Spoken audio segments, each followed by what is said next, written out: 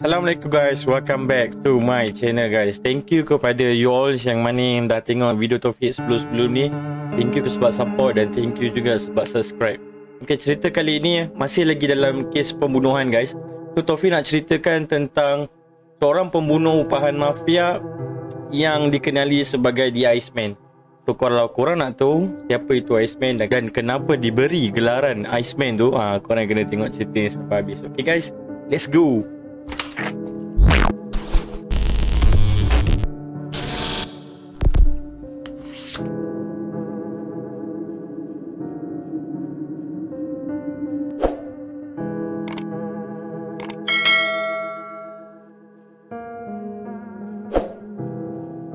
Okay guys, so this Taufik hari ni agak sesama sikit. So kalau korang nampak Taufik buka hidung tu, abaikan je lah, okay? So nama penuh Mamat ni adalah Richard Kuklinski guys, aka The Iceman.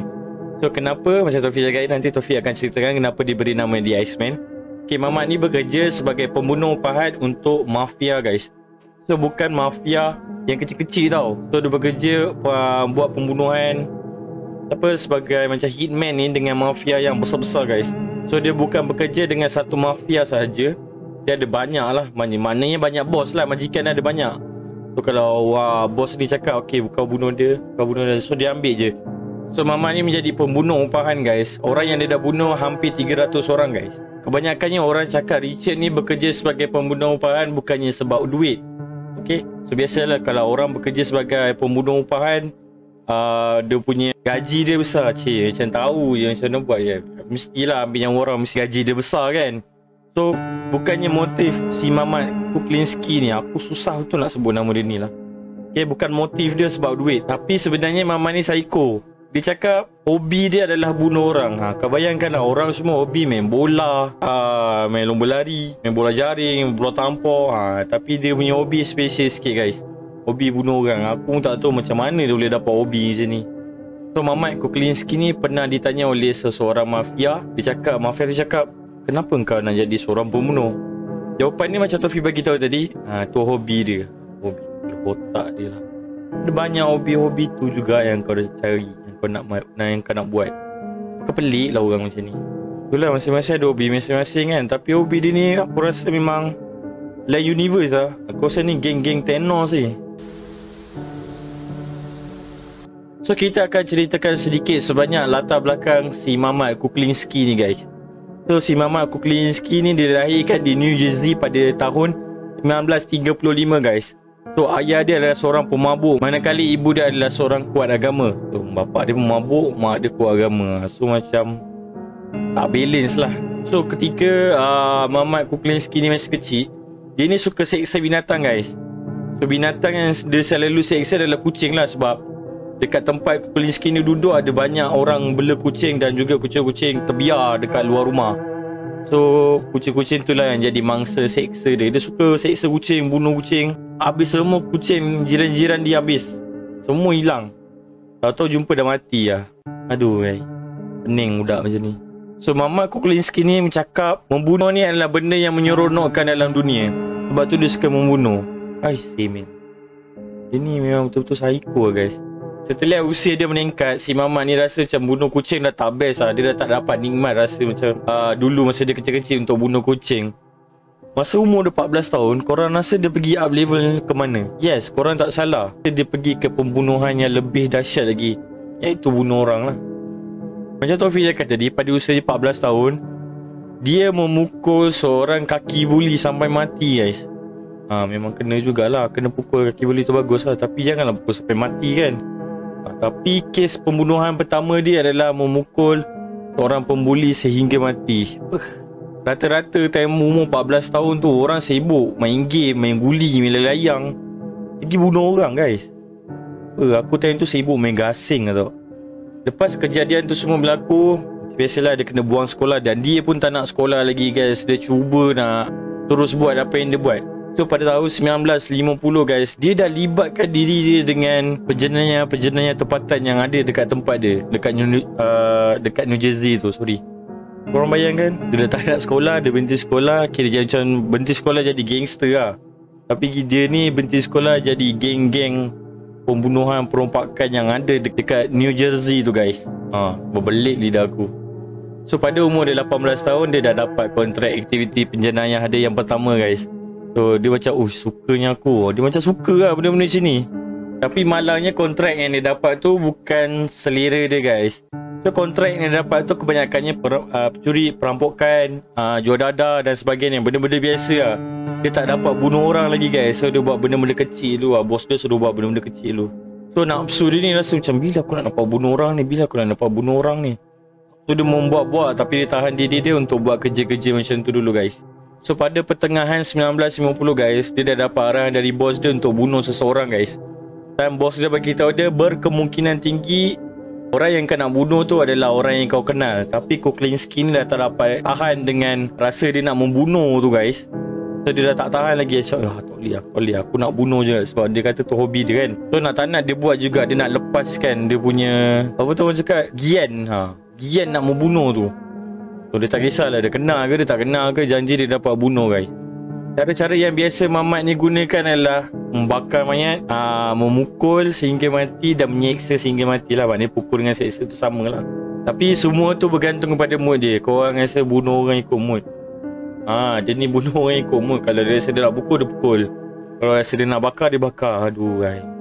Dia pun pernah memberitahu kepada rakan mafia dia yang pernah sekali tu dia sendiri nak pengsan sebab dia spray mangsa tu dengan ubat cyanida yang boleh pengsankan tu.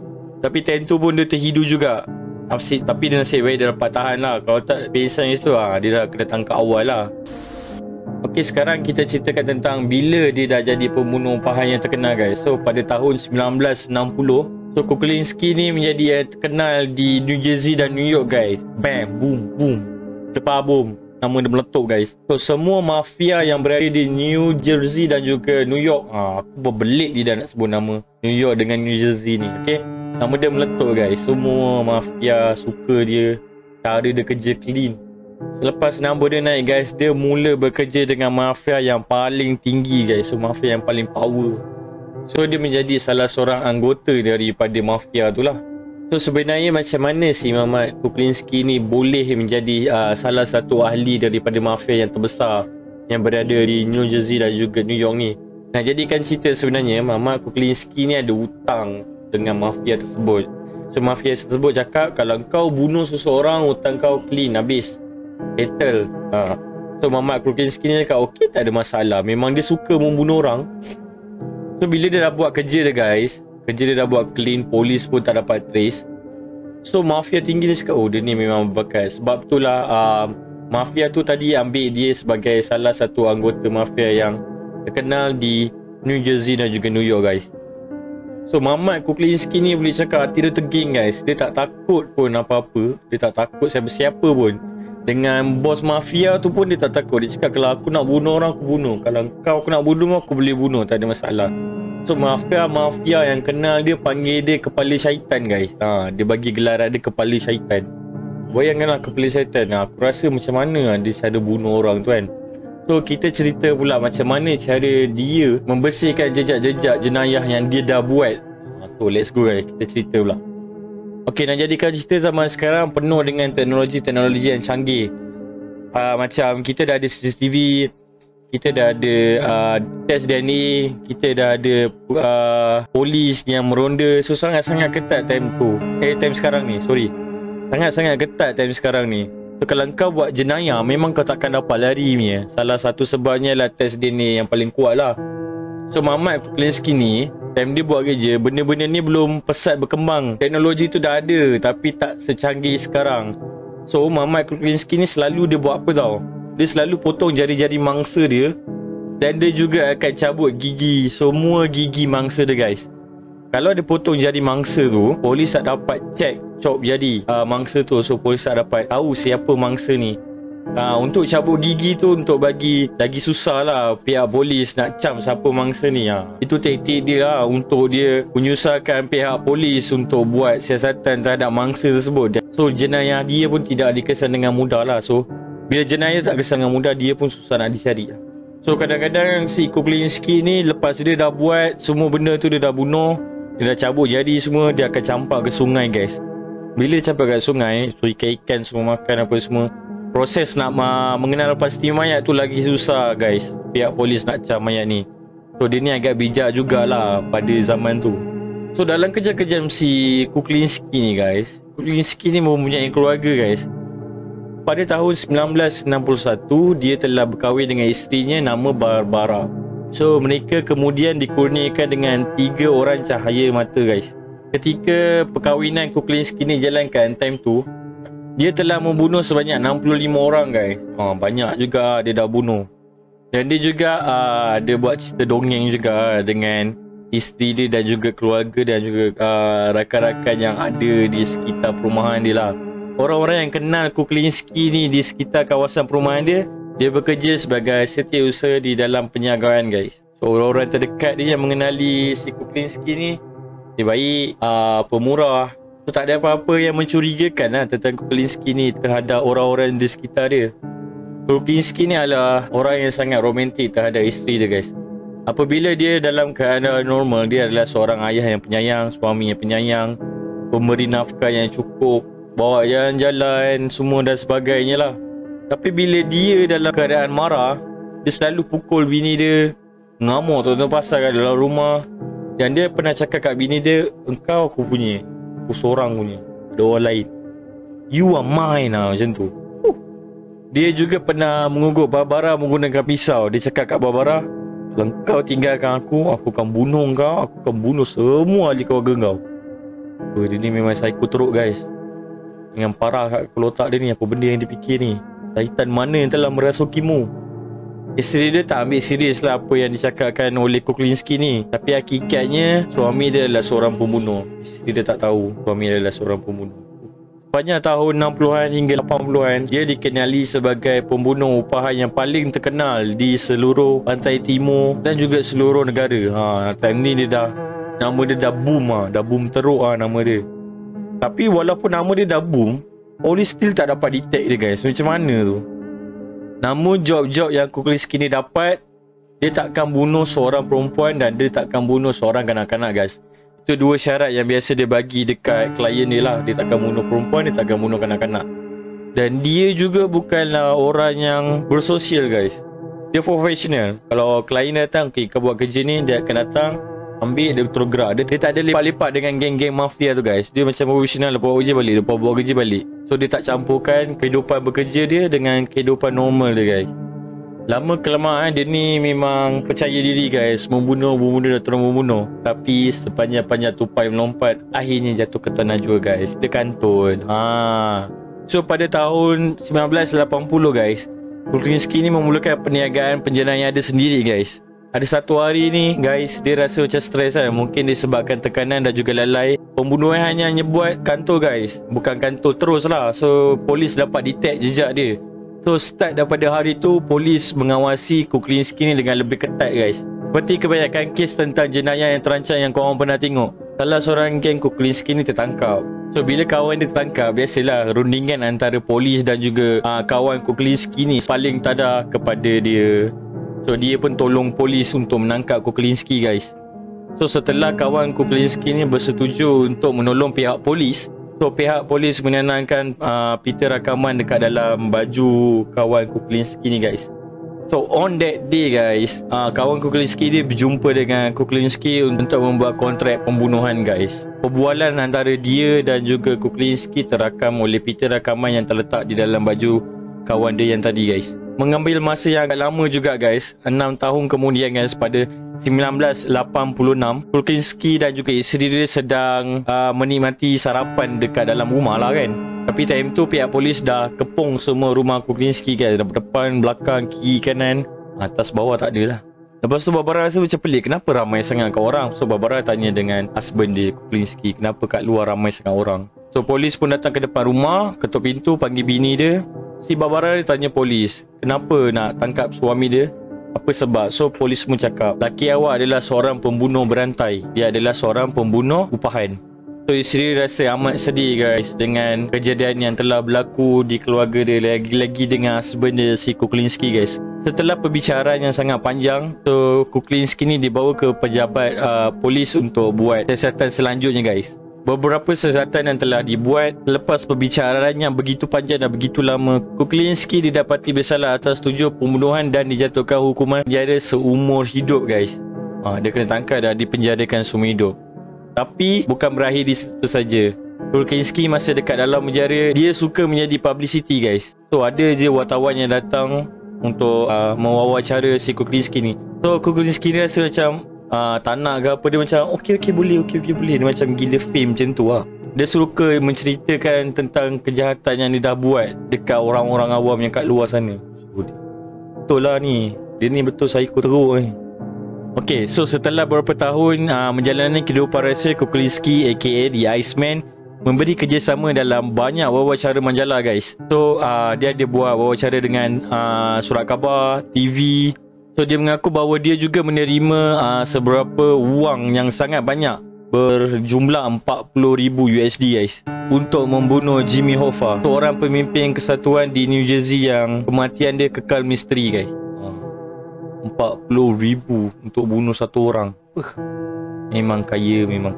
Kuklinski berkata bahawa dia tidak pernah menyesal dengan apa yang dia telah lakukan, selain dia telah mengecilkan hati keluarga dia guys. So benda yang paling sedih adalah dia telah kecewakan keluarga dia, isteri dan juga anak-anak dia lah. Pembunuhan yang dia buat tu, dia tak rasa bersalah langsung. So dia okey je apa benda yang dia buat dalam bunuh tu. Tapi untuk keluarga dia berharap keluarga dia dapat memaafkan dia apa yang dia telah buat lah. Itu je lah pengampunan yang dia minta untuk keluarga dia. Kali terakhir Kuklinski bertemu dengan isteri dia guys, dia ni telah mengalami penyakit kronik guys. Kau penyakit kronik yang dia dapat kat dalam penjara tu. So dia minta isteri dia untuk mengarah doktor untuk merawat dia time tu guys. Dan dia akan dedahkan segala pembunuhan yang dia telah buat. Dia akan ceritakan A to Z. Tapi malang dia guys, isteri dia menolak guys. Isteri dia dah tak nak tolong dia. Dan akhirnya Kuklinski meninggal dunia pada tahun 2016 guys. Lama, sangat-sangat lama. 1986 dia kena tangkap, 2016 meninggal. Lama tu guys dalam penjara. Namun ada beberapa spekulasi guys yang pihak polis rasa curiga tentang kematian Kuklinski ni guys. Sebab pada masa yang sama Kuklinski ni dijadualkan untuk memberi keterangan terhadap Sammy Garvano. Time sama juga dia meninggal dunia guys. Sebab time tu Kuklinski akan memberi keterangan bahawa Garvano pernah mengupah untuk membunuh seorang anggota polis guys. Sebab tu anggota polis rasa curiga kenapa time tu juga dia nak mati. Sebelum ni dia okey je. Maybe ada orang dalam yang buat something dengan Kuklinski ni guys. So selepas Kuklinski mati, semua tuduhan ke atas Garvano digugurkan kerana kekurangan bukti guys. So polis tak boleh nak buat apa-apa lagi sebab kekurangan bukti. So kes pun digugurkan. So budak ni pun lepas, Mamat ni pun lepas. So semasa di penjara guys, si Mamat Kuklinski ni memberikan kerjasama untuk temu bual dengan pakar psikiatris guys, ahli kriminologi, wartawan dan juga penulis. Dia menceritakan tentang kisah hidup dia dan memberi penjelasan terperinci tentang mengapa dan bagaimana ataupun kenapa dia buat, dan pembunuhannya berpuluh-puluh orang tu guys, yang ramai-ramai tu. So dalam beberapa cara kemudiannya guys, beliau mendakwa telah membunuh semakin banyak mangsa dan dia rasa macam dia tak boleh kontrol diri guys. So kebanyakan mangsa yang dibunuh adalah penjenayah yang terkemuka guys. Okay, so sekarang Taufik nak ceritakan kenapa Richard Kuklinski ni aka The Iceman, kenapa dia diberi geraran nama Iceman guys. So cerita dia sebenarnya ketika Kuklinski ni membunuh mangsa guys, selepas dia bunuh, mayat dia akan bekukan guys. Selepas dia dah buat pembunuhan, dia akan masukkan mayat tu kat dalam freezer guys. So mayat tu akan dibiarkan untuk beberapa minggu kat dalam freezer tu. Selepas beberapa minggu dia akan keluarkan mayat tu guys. Dia akan cairkan air batu, barulah dia letak mayat tu dekat mana-mana dia letak.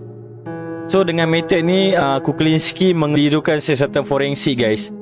So macam Taufik cakapkan tadi, kalau dia tak buang jari, dia akan buang kuku dan juga gigi lah, dia akan cabut gigi semua. So identiti mangsa tu susah nak dikenal pasti oleh forensik lah. So cerita pembunuhan dan juga latar belakang Kuklinski ni yang semuanya telah diceritakan kepada pihak wartawan dan juga TV guys. Lepas selesai temu bual dengan Kuklinski guys, jenayah dia ni agak unik guys. So dia dapat menghasilkan dokumentari TV dan juga 2 buah buku yang tertulis menceritakan kisah jenayah Richard Kuklinski ni guys.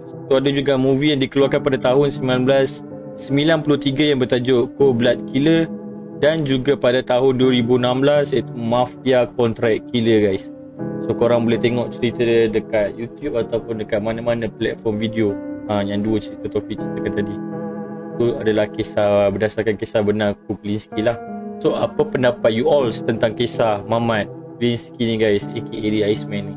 Agak rare hobi dia guys So sekiranya you all ada soalan ataupun ada cerita yang korang nak Taufik ceritakan, korang boleh komen kat bawah. And seperti biasa, last and not least, I will see you when I see you. See you again. Bye bye.